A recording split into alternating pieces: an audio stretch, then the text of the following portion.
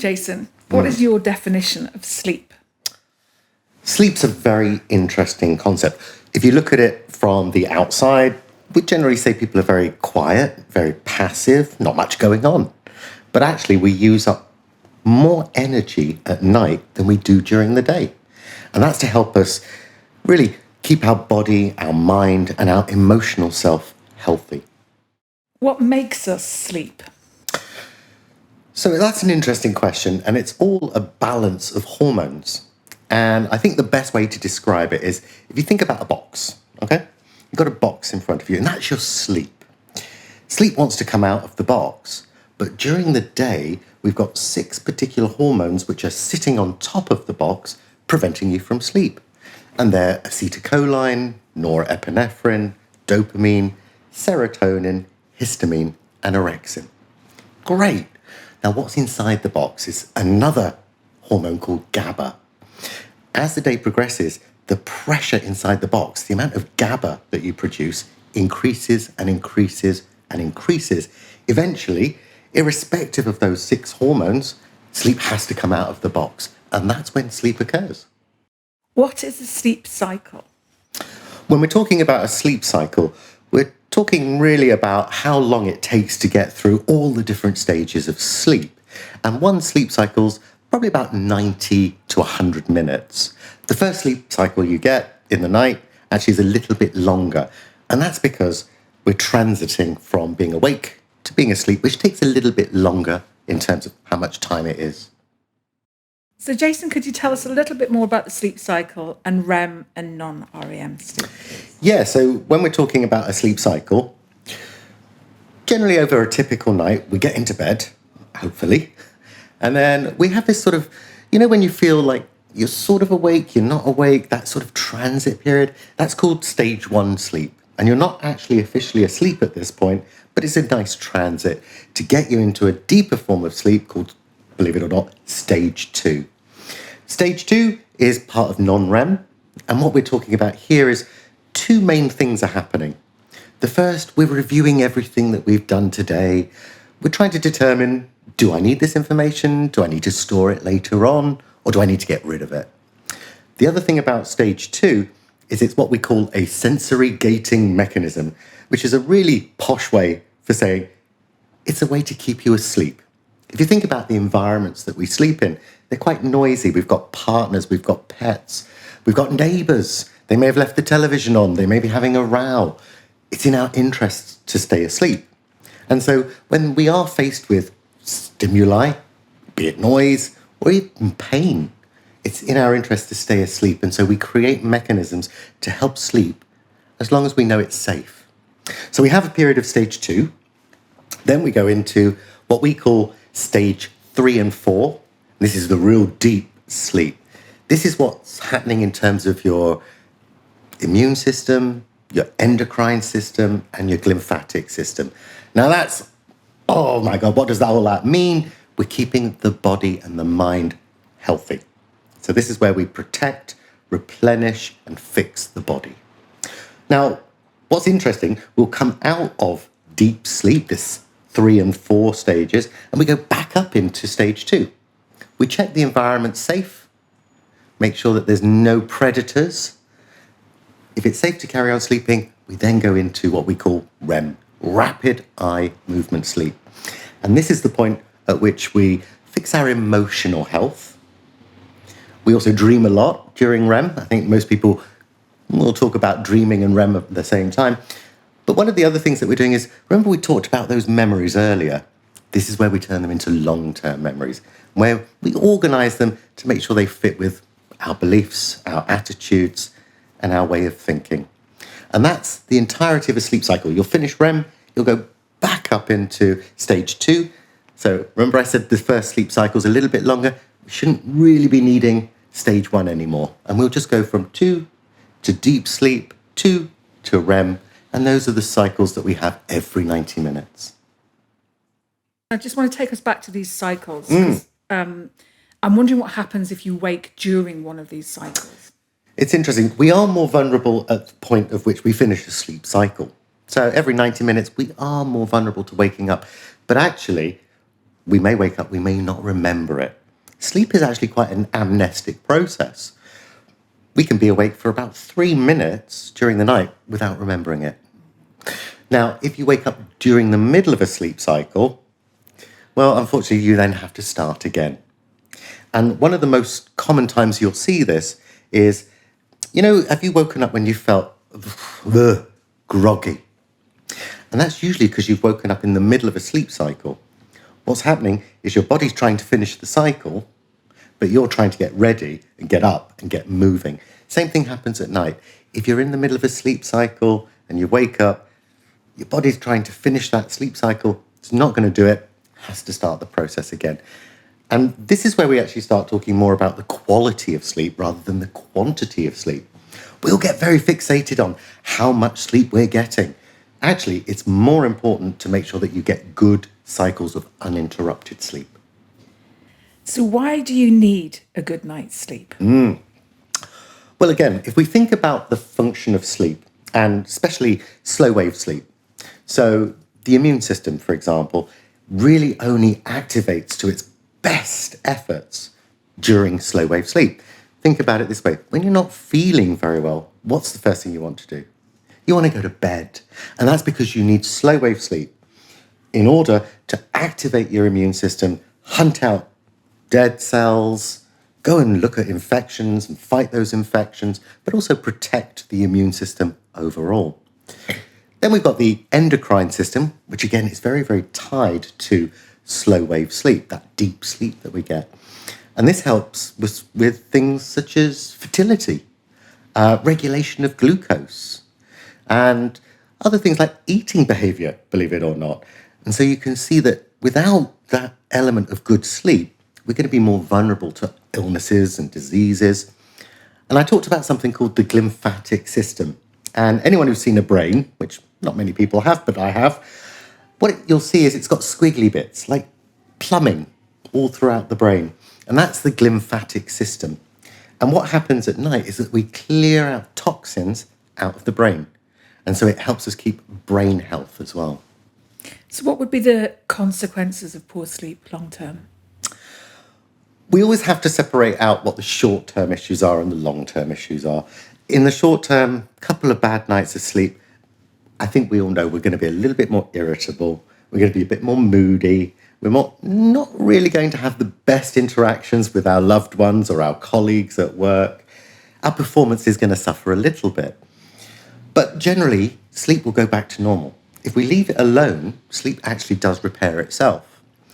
However, in the long-term consequences of sleep disorders, or indeed where people sacrifice their sleep over a long period of time, there is an association with a lot of illnesses, a lot of diseases, such as diabetes and coronary heart disease across the spectrum, but it does take a long time of very poor sleep to build up that picture.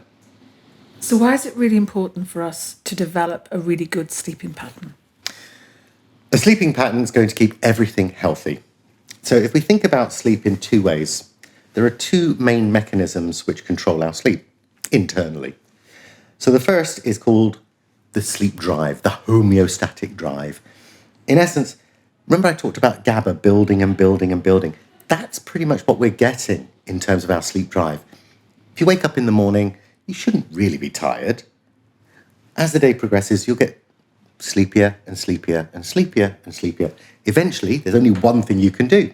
Sleep. Beautiful. The second mechanism is called the circadian rhythm, and this is our internal body clock. And that waxes and wanes over the 24 hours by producing melatonin. So during the daytime, we're not going to be producing melatonin because it signals us it's time to go to bed. But actually, around 4 o'clock in the afternoon, believe it or not, we actually put our pajamas on. We start getting ready for bed around 4 o'clock. We stop producing cortisol, the hormone that helps us walk, talk, move. Generally, we associate it with stress, but it actually does a lot more. And we start producing melatonin, so there's enough of it in the system to signal to go to bed when it's dark. So those two mechanisms work in tandem. When they're working in tandem, sleep works beautifully, and it will keep you physically, psychologically, and emotionally healthy. all sleep problems really come down to one of three things. There's a problem with the drive, there's a problem with the clock, or they're not talking. Can I bring you back to something that you said there then? You said about our body getting ready when it's dark. Is it normal then that our sleep is affected when the clocks change? Absolutely. We do see associations with all kinds of issues, psychological issues, for example, and it doesn't take long to actually readjust. But for those first couple of nights after a clock change, we do see a lot more problems with people's mood. We actually see an association with driving accidents as well. People are getting out of alignment. The one thing that we've got to think about with the circadian rhythm, now I talked about it as the 24-hour body clock. There's one interesting thing about the human circadian system. It's not 24 hours. For the majority of us, it's about 24 and a quarter hours. Now, what does that suggest? I tend to think we're probably aliens from another planet, and it's about a 15-minute drive. But really, what we're talking about here is we've actually got some flexibility in the system, and so it can correct itself. Now, this is where we get an opportunity and a challenge. The opportunity is that things like jet lag, when you fly to a different time zone and it takes you time to adjust, our body clock tries to do that adjustment within 3 days. So even if you've travelled 9 time zones, you're still trying to get it done within those 3 particular days. But what we have got is an opportunity in the capacity of food and exercise. If we actually time our exercise right, we time our food intake right, and our exposure to light, we can actually change the dynamic of the circadian system to meet where we're in the world, or indeed those clock changes. So what would you say is the best ways to try and get our sleep under control? You mentioned their exercise, you mentioned their diet. Are there any other things you would say to someone that's trying to get their sleep under control? I think the most important thing about keeping your sleep under control is having a regular bed and wake time. Now, I know in the real world that's not always viable. So I would say if we have to, try to keep a wake-up time the same. It's more important than actually the bedtime. If you think about it, remember we talked about the circadian rhythm and we talked about the body clock. They both are in sync when you wake up. So you can actually play around a little bit with your bedtimes without compromising too much sleep quality. But if you really need to keep really good, healthy routine, it's about waking. Are there any other things that you would say could help us, in that getting to sleep time, in our daytime not affecting our nighttime? Well, of course, the daytime does affect the nighttime. What we do in the day will come into the bedroom if we let it. So one of the first things I talk about is putting the day to bed before you go to bed, giving yourself a little bit of a window before bedtime, wind down a bit, put the day to bed. I like to keep a journal, and it's a very simple journal. It's everything that I've done today, everything I've got to do tomorrow, and everything I've put in place to deal with tomorrow. If I complete that a couple of hours before bedtime, I'm left feeling in control. And if we think about it, when we're not sleeping terribly well, what do we think about? Everything I did badly today, everything I'm going to get wrong tomorrow, and how badly prepared I am for tomorrow. So let's get rid of that a couple of hours beforehand. After that, well, this is when we might want to take a bath. Baths are beautiful things because what they do is they take out a lot of the core temperature out of your middle and they send it to the periphery. In other words, they cool the body down quite quickly. That mimics the onset of sleep. So a bath around 2 hours before bedtime actually can be very beneficial. It tricks the body into thinking, I'm going off to sleep now. As long as you keep that window, no working. We might want to reduce our contact with our laptops, with our tablets, with our phones, because the blue light from those does tend to really reduce the amount of melatonin we can produce. Some people like to have a nap during the day. Is that a benefit? I always make a distinction. Do you need a nap or do you want a nap? If you want a nap, no. Absolutely. You're not doing it. And I'll tell you why. I'm not just being mean here. If we think about the drive to sleep, and we could think about it in the same way as a drive to eat. You wake up in the morning, you get hungry, you have breakfast, you're no longer hungry. But then as the day progresses, you get hungrier, you have lunch. Progresses again, you have dinner. Sleep's the same thing. And so it only happens once, but the drive increases and increases. The challenge is, just like if I had a sandwich just before dinner, am I going to want my dinner? No, I've met the drive. Or if I had an enormous lunch, am I going to want a big dinner? No. And that's the same thing as napping. Napping, if it's late and long, can actually prevent you from sleeping at night. Now, that's the want side of it. What about a need side of it? We have a lot of people who are chronically ill, for example, they are going to need a nap. The rules. Try to get all napping done by 4 o'clock in the afternoon. Before that, switch over to melatonin. I always say try to keep napping short as well, 20 minutes or less. If that's not possible, go for a full cycle, a full 90 minutes. So napping can be beneficial in certain circumstances. If people are needing a nap, it generally indicates that they are excessively sleepy. If you want a nap, not so much. I've heard you mention a few times melatonin. Would you recommend a supplement? It's an interesting thing in this country because we only actually prescribe melatonin in this country under 2 circumstances, and that's in older adults or children who are on the spectrum.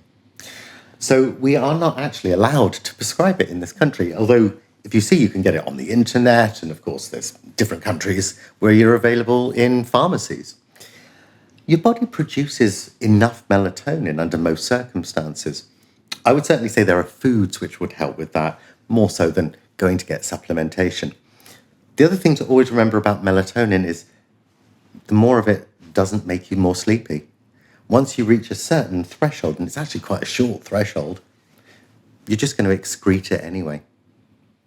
So you mentioned food there.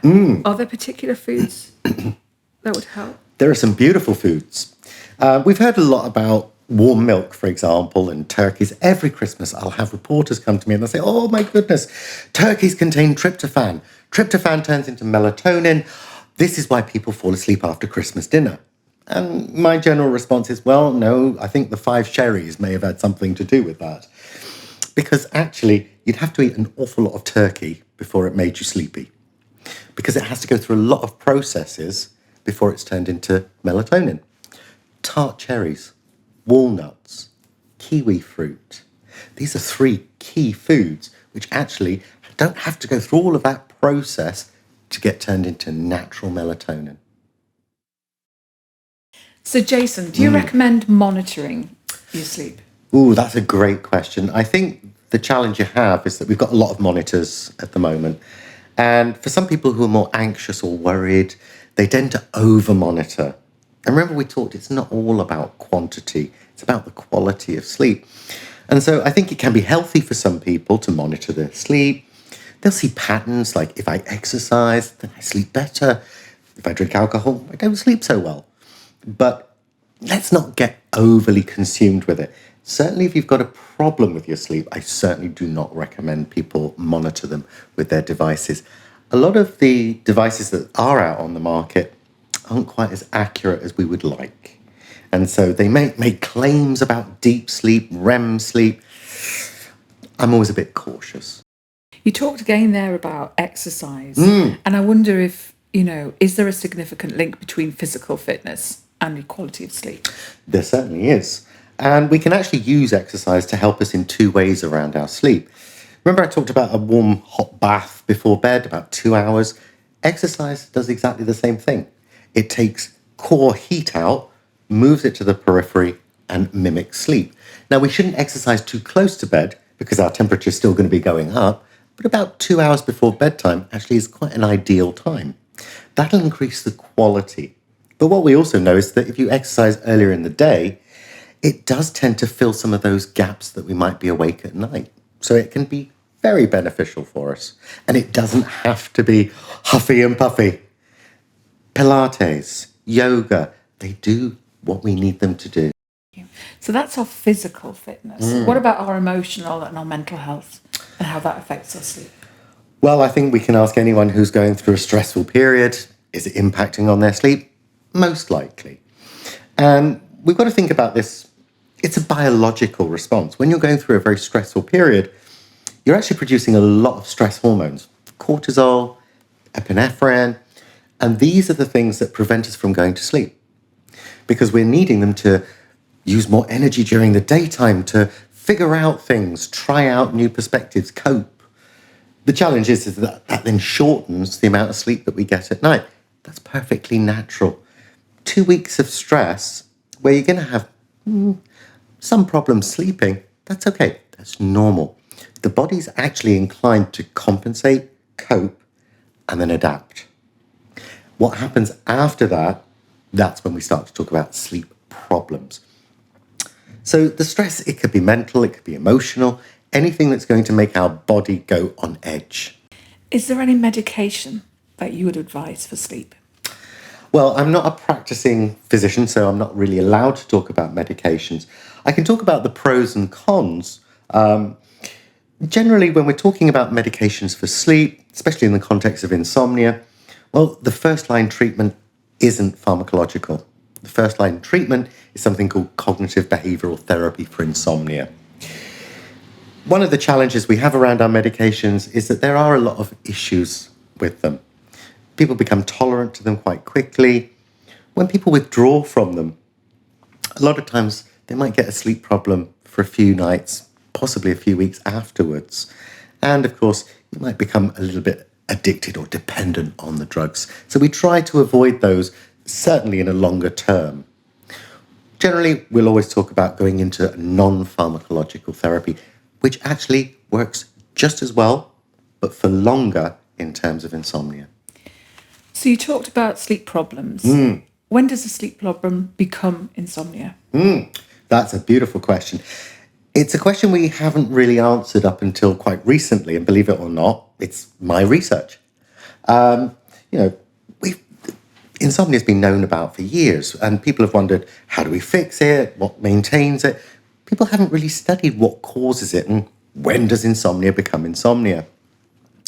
If we talk about the guidelines would suggest insomnia becomes insomnia after about 3 months. Now, the challenge with guidelines is that they're largely made up from committees. And it used to be 1 month by one group, and it used to be 6 months from another group. And I think they ended up just getting together and going, no real empirical data behind it. My work really has focused in on 2 weeks is absolutely normal. After 2 weeks, we should be able to go in, do something clean and efficiently to get sleep going back to normal. You did mention CBT there, cognitive behavioural therapy. Could you explain how that might help someone with their sleep? Yeah, and we're talking about a very specific form of CBT. So this is one specifically for insomnia. So it's actually quite formulaic. So what it's doing, it's got several different components to it, and they're there to identify and challenge any unrealistic expectations around sleep, our beliefs around sleep, as well as some of our behaviours. Now, if we think about what insomnia actually is, a lot of people think it's about the stress. I lost my job, or I'm going through a divorce. That is a stressor. But the biological element of it doesn't last that long. It can't do. What tends to happen, however, is that we try to compensate. And it's those things that we do to compensate that keep the insomnia alive. So if we think about it from a logical perspective, and these are logical things, what would we do if we had a period of bad sleep? You know what, I'll go to bed early. Oh, I'll have a lie-in. I'll have a nap. I'll drink coffee to keep me awake. I'll drink alcohol to put me to sleep.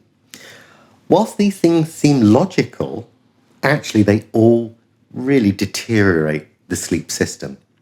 And so the challenge is we've got to really correct those particular behaviours, as well as focusing on the worry, the anxiety, and those dysfunctional thinking patterns. There is another type of therapy that's coming in relation to sleep, and that's ACT.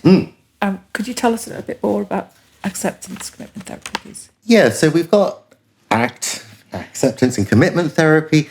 It hasn't been as well studied, certainly as CBTI within the framework of insomnia, but it's really about understanding, accepting the sleep issues as they are. And this is actually, it draws into a nice, interesting point about sleep. Most people, when they're not sleeping very well, what do they try to do? They put effort into it. I'm going to try to sleep. And I think with the patients with insomnia, what we tend to see is they're lying in bed, I will sleep. And you can see that's not conducive. I'm not going to sleep like that. Actually accepting that a poor night is a rite of passage more than anything else. We all have a poor night. Even with insomnia, accepting that it is what it is. Do you know what? It hasn't had that much of an impact on my daytime. I'm worrying more about it. Reducing that worry, reducing that effort appears to be really beneficial in the context of insomnia. What we need is more research so that we can add it in a more standard way into our arsenal. So when we're going to bed at night, everything's fine, we're sorting it all out. What's the best environment for us to sleep in? Best environment is somewhere that's cool, dark, and quiet. So when we're talking about cool, bedroom, somewhere around 18 degrees, perfectly healthy. Perfectly healthy for a normal sleep. You don't want it too cold because, of course, you're not going to sleep terribly well, and you certainly don't want it too hot.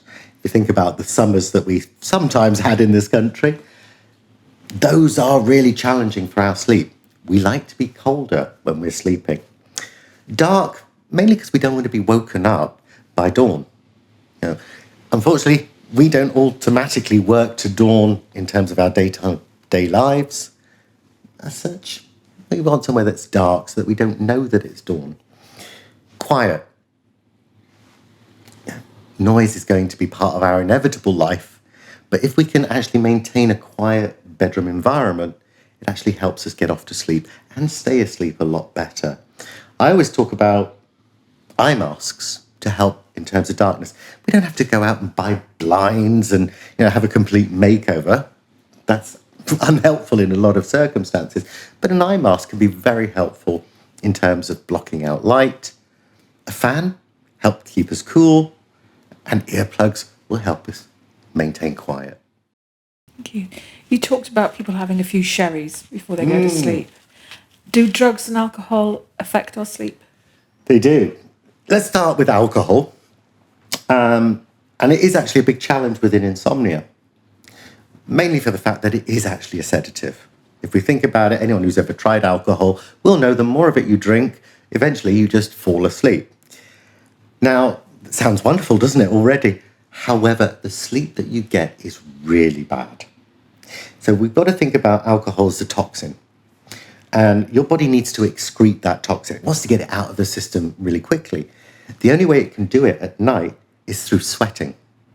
So you have to raise the body temperature up in order to sweat out the alcohol. That's going to fragment the sleep that you're getting. Remember, I talked about heat and bed. They're not good bedfellows at all. And so you'll get off to sleep fine, but what you'll find is you'll wake up in the early hours of the morning and you'll keep being interrupted because your body's still trying to get rid of that toxin. So you talked there about living with a chronic condition and how that might affect the sleep. Yep. Could you tell us a little bit more about that? Certainly there are a lot of chronic conditions, such as different cancers, for example. And there's going to be a lot of stress, a lot of anxiety, certainly around the point of diagnosis, the worry, the concern, right the way through treatment. So that could create an insomnia framework, which is going to prevent you from sleeping as much as you would like, when you would like. One of the other issues that we get is actually a lot of treatments. And again, within the framework of cancer, medications that we use in this framework, as well as radiotherapy, chemotherapy, they tend to impact on the circadian rhythm. And actually, what you can see is it dampens it somewhat. And this is why sleep actually is quite important during any form of chronic condition. right the way from diagnosis through to treatment, if we can help manage the sleep, we can make the best of a challenging situation. Dealing with the anxiety, the worry, the uncertainty, the psychological aspects and the emotional aspects associated with the illness, but also the physical side of it as well. A lot of those medications will impact on those 6 hormones. Remember we talked about those, or GABA. And so this is when we really want to talk about making sure we've got really good routines, making sure that we've got everything out of the bedroom that is going to keep us wired at night, putting the day to bed before we go to bed. All of those things, believe it or not, CBTI works beautifully well within the context of insomnia in cancer, pain, hearing loss, alcohol addiction, a whole host of issues. And it really is about stabilizing the internal mechanisms and focusing on alleviating the worry and the stress that might bleed into the night. So what about drugs? And most drugs, even medications, if they cross the blood-brain barrier, they're going to impact on sleep in one way or another. They're going to make us more sleepy, or indeed they're going to stop us from sleeping. So we certainly don't really want to be looking at drugs. One of the things that does come up a lot at the moment is CBD. A lot of people are talking about CBD. The evidence isn't there at the moment to say that it impacts on sleep. There's evidence to say that it impacts on anxiety and stress, which of course can inhibit us from going to sleep at night. But actually the direct link between CBD and actual sleep has not yet been established. When it comes down to other drugs, we can see that even some that might have short-term benefits, in the long term, they're not going to be very helpful, like alcohol. So we talked before about using CBTI or using acceptance therapy. I wonder if you see there's any benefit of using mindfulness for a good night's sleep. There is some evidence. Again, unfortunately, people have really focused on CBTI and they haven't really taken account of some of the other therapeutics like ACT or indeed mindfulness. There are some studies which have looked at mindfulness combined with the behavioral elements of CBTI and shown that it is very beneficial. So there is a place for mindfulness. We really do need a lot more research because I personally feel it should be part of our armory, but it's not included in any of the sort of standardized rollouts that we've got based on the fact that there hasn't been enough controlled trial. We've had a few questions. And I know I feel you have answered a lot of them, but I just want to do them as like a quick fire for you. Okay, go for it. So what would you say is sleep hygiene? Sleep hygiene is putting the day to bed before you go to bed and really making sure that the bedroom environment and your lifestyle are compatible for sleep. So what are those ideal conditions? Just to reiterate. Cool, dark, quiet and comfortable. Making sure that you're not taking electronics into the bedroom. Ensuring that you don't drink too much caffeine and certainly stop drinking caffeine after around 4 o'clock in the afternoon. Certainly not using alcohol to sleep. Not going to bed too hungry or indeed full up. Getting the balances right. Not too much alcohol, not too much water, but not going to bed thirsty. And exercise. So if someone's had insomnia or had sleep problems for a while, what's the best way they could reset that rhythm? That would be cognitive behavioral therapy for insomnia. And we talk about sleep hygiene, and it is one of the components of CBTI. However, we would never recommend it for the treatment of insomnia on its own. It's great. It's helpful in terms of being protective. It offers a little bit of support, but it certainly doesn't counteract those behaviors and those beliefs that really become entrenched when you have insomnia. So when we talked about resetting our rhythms and things and using CBT, would you recommend as well that somebody restricts their sleep? Part of CBTI is talking about restricting the amount of time in bed.